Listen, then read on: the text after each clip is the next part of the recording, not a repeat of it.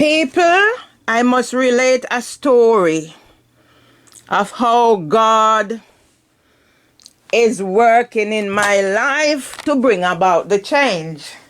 I was up until after 2 this morning. At one stage, my husband was saying to me, "Do you know the time?"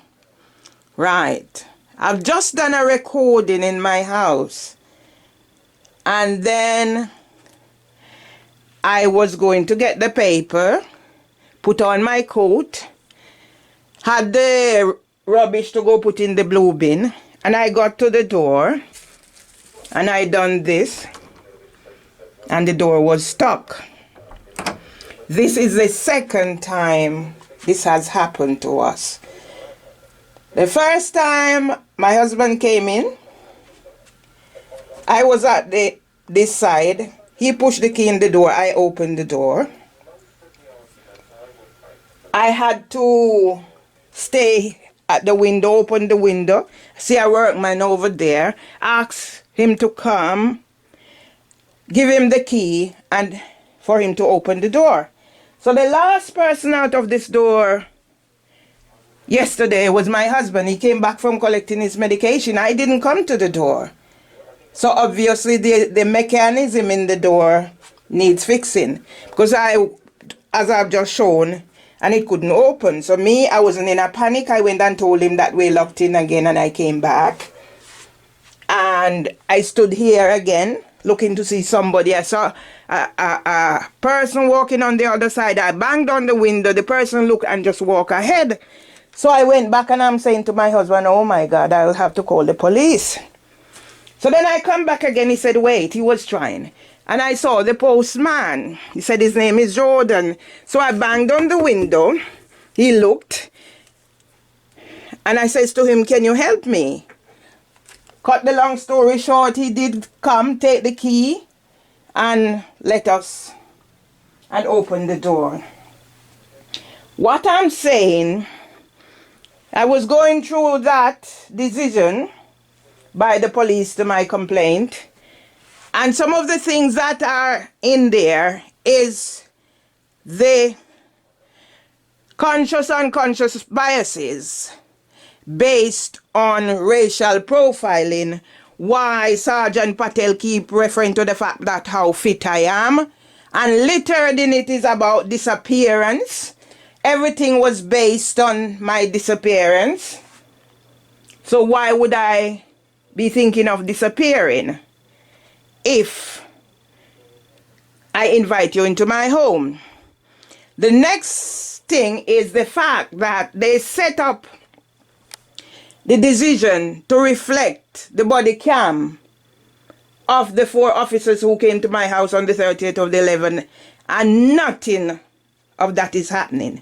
What actually happened is use the body cam of the 2 officers who came on the 1st of December to reflect, and in it they naming Nikki Wright as the one who said something about technical, not you allowed to use my technology, blah blah blah. Total lies. That is made up of lies based on racial profiling, based on what they were told by London Early Years Foundation. My argument is, what has London Early Years Foundation got to hide? Why only some of the incidents of me going down to burn in the bush were shown to the police or reported to the police? Yeah? And I'm going to go back as far as when I only go down there and put some outdated stuff and stick up a Jamaica flag in the canvas. I was checking on safeguarding. Look at the reviews online.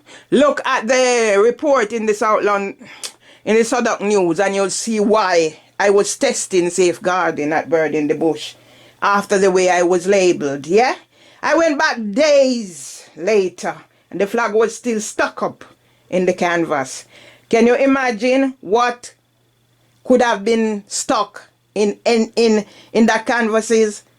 in that canvas at any time. There are times when I go down there and just stand up out the front. Nobody sees me. If I was this person, criminal, that Holly Sweeney called me on the 11th of November, would there be any bird in the bush for this to be happening? I'm just showing you the dangers and how pervasive, how deceitful, how terrorist London Early Years Foundation is, and how for the second time the police allowed criminals, scammers, whatever, to get them involved in doing their dirty work. The police came to my house to murder me, to say I committed suicide. Yeah? We were locked in this morning. The second time we were locked in. What if the police had come now to knock on my door anytime yesterday and I couldn't get out? The day when they came to section me, everything going on in my head, what if I had not opened the door? What if I had not opened the door? Months after, I'm talking to my brother and I said to my brother, every time I remember, I keep saying, what if I had not opened the door? What if I was agitated? In that putting, they said I was tense. I was tensing up. So these things must come on view now. Yeah? So I told Jordan, I said, I'm going to write something so the world knows what you've done. Because the person on the other side over there, so you're going back to the Bible story, walked by on this other side. When I got his attention, he didn't just walk away. He stopped to listen, to understand my needs. And he says, you're locked in. And I said, yes. And he said, okay. Yeah? So I'm leaving that with Jordan. Ending here with Jordan, but he must be acknowledged for what he's done. The same way I want P.S. Laws to be acknowledged for what he's done, to send me back home to meet the needs of my needs and the needs of my husband when he heard he was in here crying. So I'm going to call now the Housing Association to tell them the door needs sorting out. And then I wasn't going to go to social media, but I need to go now.